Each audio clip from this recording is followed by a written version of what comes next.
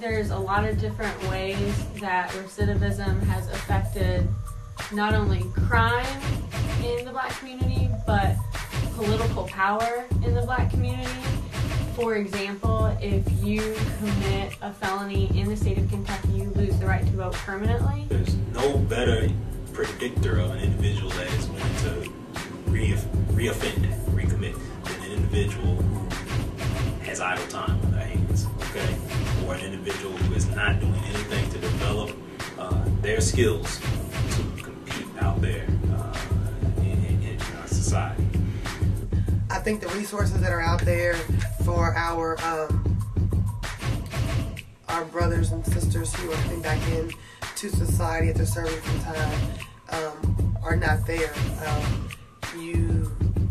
They are small Band-Aid type services, but there's no safety net for them. There has to be a close correlation between the punishment and the crime. So as a society, we want to express our moral outrage for someone committing this type of act in our society, our civilized society.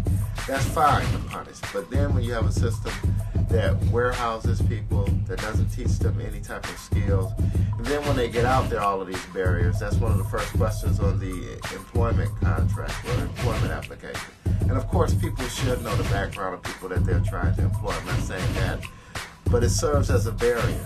When you have convicted felons not being able to vote, when you have that substantive question being asked on the employment application, there's no one really in society who wants to take a chance.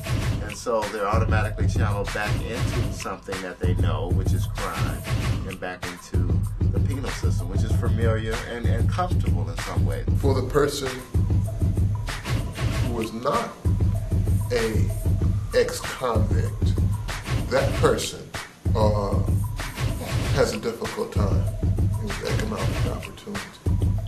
You don't have to be an ex-convict to not find a job and not be able to find a job.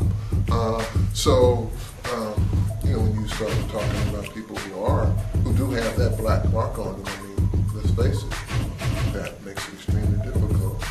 Take a guy like Michael Vick, who gets locked up, arrested for dog fighting, and he gets out, serves his time, he did his debt to society, but he's still labeled as a dog fighter. I understand that, if that's what it is, but he's already did his time, let it go.